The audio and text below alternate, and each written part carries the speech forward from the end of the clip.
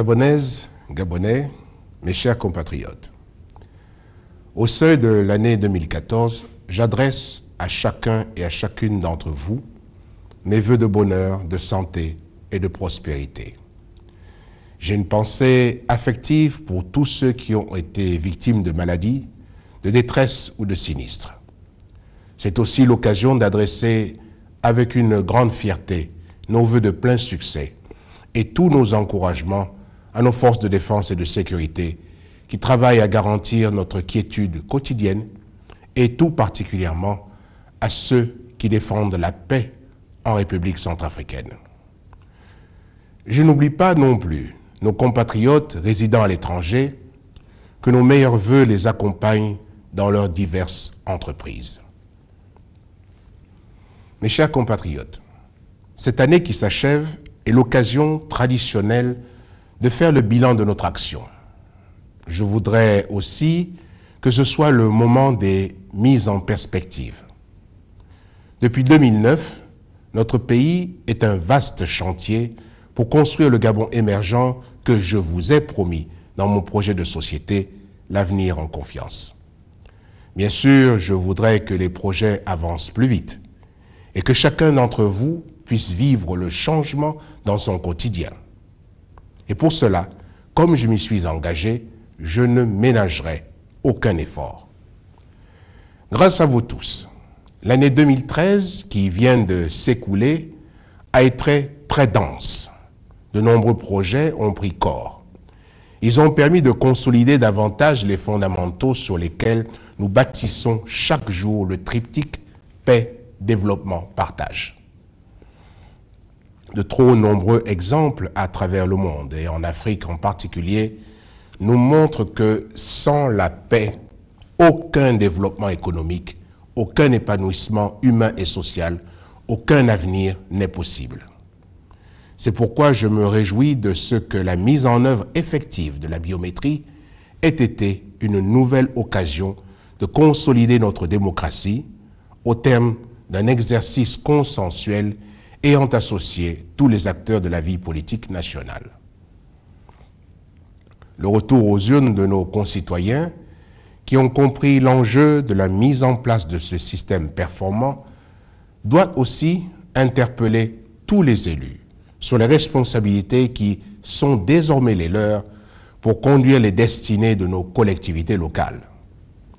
Que tous les acteurs politiques de notre pays, que toutes les instances dédiées à l'organisation et la supervision des opérations électorales, que tous nos partenaires soient remerciés pour le bon déroulement d'un scrutin libre et transparent qui contribue à renforcer davantage la crédibilité, le prestige de notre pays. Dans le même sens, je voudrais me féliciter de l'élection du Gabon à la présidence de la Commission des droits de l'homme des Nations Unies, preuve une fois encore des efforts de notre pays pour garantir les droits de l'homme et préserver l'exercice des libertés individuelles et collectives. Mes chers compatriotes, les négociations menées par le gouvernement et les partenaires sociaux sur bien des sujets témoignent de la vitalité de notre dialogue social. Dialogue qui doit continuer à s'opérer dans les formes prévues par notre législation et dans le respect des institutions de la République. Cette maturité politique et syndicale dont nous avons su faire montre témoigne une fois de plus de notre attachement à un environnement serein et paisible.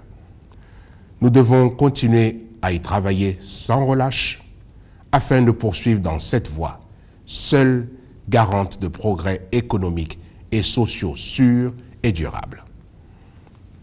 À ce sujet, j'ai décidé de la création et de la mise en œuvre du Conseil national de l'éducation, de la formation et de la recherche qui sera désormais le cadre de concertation pour traiter globalement et définitivement des grandes questions relatives à l'éducation et à la formation dans notre pays. Mes chers compatriotes, les multiples institutions crédibles qui jauge l'économie et les performances mondiales, souligne les progrès significatifs de notre pays au cours de ces dernières années.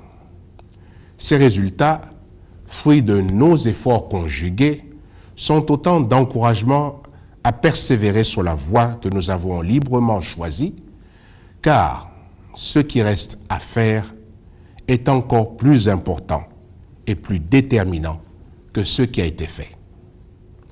J'en veux pour preuve cette opération réussie de levée de fonds de 750 milliards de francs CFA sur les marchés internationaux. Elle témoigne de leur confiance en notre pays et nous encourage à aller encore plus loin. Ainsi, nous allons pouvoir accélérer le rythme des projets de développement et poursuivre la diversification de notre économie. À ce titre, je note avec beaucoup de satisfaction une plus grande implication du secteur privé dans les projets de transformation et de valorisation de nos matières premières. C'est la preuve de l'amélioration des conditions juridiques, contractuelles et fiscales, mais aussi des infrastructures dans les secteurs de l'énergie, de l'eau et du transport. Infrastructures qui répondront aussi bien aux besoins de l'industrie qu'à ceux des ménages gabonais. La livraison du barrage du Grand Poubara et la centrale thermique d'Alenakiri répond de cette logique.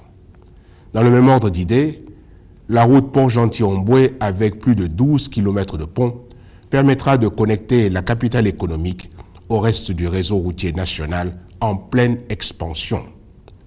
Rallier Port-Gentil par la route sera bientôt une réalité. Le Gabon est en marche vers l'émergence grâce à une approche cohérente et structurante de notre stratégie. Cependant, les attentes légitimes de nos concitoyens sont encore grandes.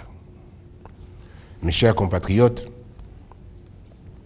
la solidarité est une valeur fondamentale de notre pacte républicain. Elle doit se traduire notamment dans notre système de sécurité et de garantie sociale, ainsi que dans notre dispositif collectif de solidarité. S'agissant de la protection sociale, l'année 2013 a été marquée par l'amorce de l'immatriculation des salariés du secteur privé et leur ayant droit à la CNAMGS. Cette affiliation de nos compatriotes matérialise l'extension universelle de la couverture sociale en 2014. Elle ouvre droit à une prise en charge effective de cette frange de la population après celle des Gabonais économiquement faibles et des agents publics. À cet effet, j'exhorte le gouvernement à accélérer le processus d'immatriculation et du transfert des compétences de la CNSS à la CNAMGS, en ce qui concerne les prestations de santé. Je rappelle en outre que l'un des principaux objectifs assignés à la CNAMGS est de parfaire l'accès à l'offre de soins pour tous. À ce titre, elle canalise d'importantes ressources financières vers l'ensemble du système sanitaire. Mais en dépit de ce dispositif et des règlements effectués par la CNAMGS, j'observe la persistance d'un problème de redistribution des fonds destinés à chaque structure sanitaire. En outre, la qualité actuelle de l'offre de soins ne reflète pas assez les efforts consentis par les différents contributeurs financiers. Aussi, je demande au gouvernement de veiller au strict respect de la répartition réglementaire des recettes générées par les formations sanitaires du secteur public de santé. Par ailleurs, j'instruis le Premier ministre à créer un compte spécial pour les investissements des formations sanitaires publiques en vue d'en améliorer la qualité de l'offre de soins.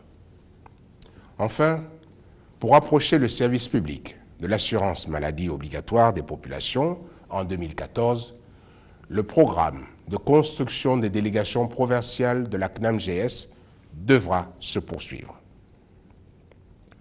Il se trouvera à Lambaréné, Makoko et Port-Gentil. En ce qui concerne notre dispositif de solidarité, le Fonds national d'aide sociale doit jouer de mieux en mieux son rôle et remplir sa mission exclusive d'assurer la collecte, la centralisation et l'attribution de l'aide sociale. Notre pays déploie un dispositif d'aide important. Il doit profiter davantage à ses destinataires, à savoir les foyers économiquement faibles. C'est donc toute notre stratégie de solidarité sociale que nous reconsidérons en déployant une nouvelle politique d'accompagnement de ces foyers. À ce sujet, une récente étude montre que sur les 300 milliards d'inscriptions budgétaires dédiées à l'aide sociale et aux autres subventions, seuls 20% de ces ressources bénéficient réellement aux couches sociales les plus défavorisées. Cela doit changer. Et cela va changer en 2014. Il est devenu impératif, au-delà des politiques de développement de l'économie et des infrastructures, que nous nous engagions dans une politique active de réduction effective de la pauvreté et de la précarité. Il y va de notre cohésion sociale. Aussi, je rends hommage à la Première Dame qui s'est résolument engagée aux côtés de nos concitoyens pour établir un diagnostic de la politique d'aide sociale et pour redéfinir une nouvelle stratégie plus efficace et plus lisible, organisée autour du Fonds national d'aide sociale et de la CNAMGS. Cette nouvelle approche intègre non seulement la réduction de la pauvreté, mais s'attaque également aux facteurs aggravants de la précarité et de l'exclusion. Cette assistance de l'État aux personnes les moins favorisées ne se fera pas sans condition. En effet, il faudra, pour les bénéficiaires, montrer une réelle volonté d'insertion sociale.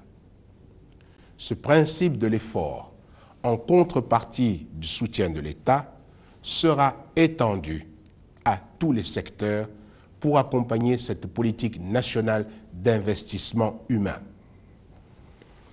Mes chers compatriotes, il ne s'agit pas uniquement de mieux gérer les finances publiques, mais aussi, et je dirais surtout, d'établir un système plus efficace, plus juste et plus équitable. Il s'agit aussi de mieux responsabiliser les Gabonais et de les pousser à être plus entreprenants pour s'impliquer davantage dans notre économie. Gabonaises, Gabonais, mes chers compatriotes, une fois encore, une fois de plus, je voudrais réitérer mon appel au patriotisme et inviter chacun au rassemblement devant les défis que l'histoire nous invite à relever ensemble. Je demande à chacun et à chacune de rejeter résolument les critiques primaires et subjectives, la stigmatisation systématique de l'action publique, les dénigrements intempestifs, instinctifs et stériles. Les marques de confiance que nous témoigne la communauté internationale doivent nous interpeller et nous rassurer sur la pertinence de nos choix. À tous ceux qui aiment notre pays, à tous ceux qui veulent le bien et le bonheur du Gabon et des Gabonais, à tous ceux qui vivent dans notre pays et qui apportent leurs compétences, leur force de travail, je dis bonne et excellente année 2014. Que Dieu bénisse le Gabon.